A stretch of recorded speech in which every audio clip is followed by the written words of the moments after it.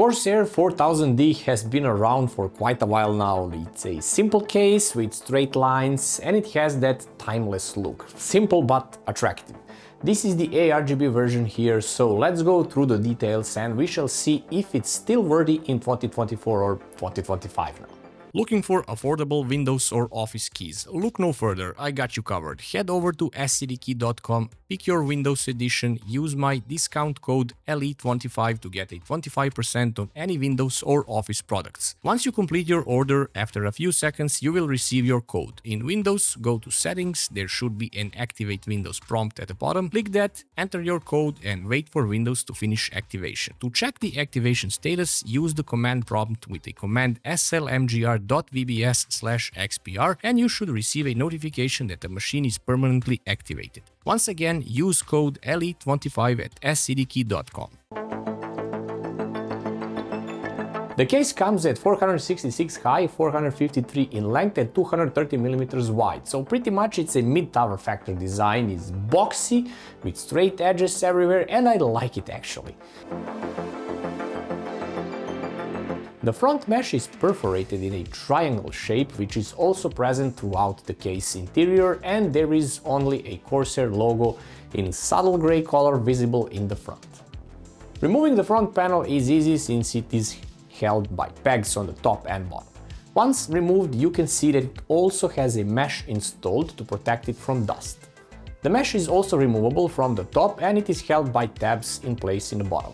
Also on the mesh there is a subtle 4000D model name as well in the corner. It also comes with 3 pre-installed 120mm fans. These are the AF120 RGB Elite fans, which are also quite capable fans at cooling, not just adding visual flair here with RGB lights. You can mount 3 120 or 2 140mm fans here since there are mounting holes available, and up to 360mm radiators too. To install the AIO in the front, you need to remove the inner plastic tab to gain space for it. The side panel removal is easy, thumb screws at the back, and it is also held by pegs at the rear side and the latches on the front side for additional security as well. Thick glass around 4mm, so no worries about it. When the panel is removed, we can see that the interior is neatly organized and the attention to detail from Corsair is on point here. We have holes up top without rubber grommets, but on the side there is a cable bar that hides literally everything while looking pretty nice doing so. It also has a subtle Corsair logo on it and a little yellow square. The bottom holes are large enough and also don't have rubber grommets. At the rear you can mount a 120mm fan only, and the case also has sliding rails, so you can move the fan up or down if needed. At the top you can mount up to 3 120mm fans or 2 140mm fans, but as far as an AIO support goes, only up to 280 radiators can be fitted here. Also, it is covered with a magnetic mesh filter. Not a fan of these flimsy ones, but I like the subtle, the little Corsair tab at the back which you can use to pull the mesh. There is space to mount 2 120mm fans on the PSU shroud, and what is also supported is the vertical GPU mounting, and not in a good way. You can mount only 2 slot D cards and literally it sits directly close to the glass. The motherboard support is decent too, ITX, micro ATX and a standard ATX boards, no extended ATX since it's a mid-tower case, and no back connect support as it was not even a thing when this case first came out. This is mainly due to the case being old at this point and the vertical GPU mounting was just starting back then. The clearance for the CPU tower coolers is up to 170mm and up to 360mm for the GPU, so quite a lot of space in such a small case. The I/O panel is also located here on the top. It has essential stuff like a power button, one USB 3.0 port, one USB-C port and one mic headphone combo jack and a reset button. At the bottom of the case you can see that there is a small PSU dust cover filter pulled from the back and that there is a movable hard drive cage. Luckily, feet are quite raised from the desk, so the PSU can breathe fresh air properly. Rear side of the case once again reveals an aging thing, bars between PCI slots, so this can limit you with GPU ports in some situation, but also limit you in using an aftermarket vertical GPU kit since the stock solution is just not as good. The PSU is installed from the side of the case without any brackets to support it.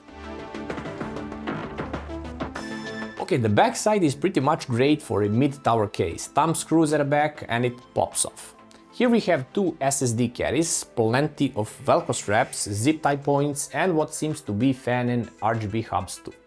In the bottom there are two 3.5-inch caddies and a cage that can be moved or completely removed. In one of the caddies there is an accessory box. In the PSU area you can mount up to 210mm large PSUs and pretty much anything if you remove the hard drive cage completely. The included fan and RGB hub is actually IQ Lighting Node Pro controller, which is conveniently compatible with Corsair's IQ software, of course. The controller uses SATA cable for power and one USB 2.0 motherboard header port for the control. Regarding the performance here, I wanted to see if it can handle a hot CPU and a hot GPU by nature. So 12900K was used in pair with RTX 3080 Ti, both of them are pretty hot. So CPU was idling at 33 degrees, it was in high 40s, low 50s while gaming and maxed out at 90 degrees. Since I used an air cooler, this was expected behavior and I actually have no complaints here. The GPU was idling at 34 degrees and was maxing out at 72 degrees. Now this is so good and bad at the same time, but this GPU is known to hit 70 plus easily, so again nothing out of the ordinary. Adding bottom fans helps by reducing approximately 2 degrees of the GPU. To sum the pros and cons, let's do the cons first. Well, obviously this is an aging case with a refreshed RGB version. You are paying more for 3 fans and Lighting Node Pro controller, which will set you back around $100 US, which is a so steep price for this particular case. But if you want bare bone variant without RGB and such, this case is around $75 US, which puts it in a competitive category all of a sudden.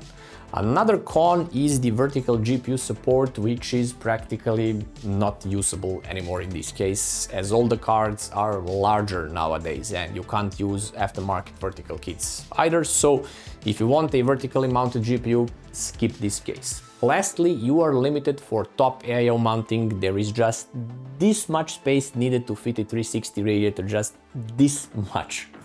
Pros are actually quite good here. The attention to detail with subtle 4000D logo hiding on the PSU shroud, little tab on the top filter, Corsair logo on the cable bar, and the thing that you can position it further or closer to the motherboard are actually all quite good things. And I would like to see more future Corsair cases with this amount of attention to details, something that they are known for applied on their newer cases too.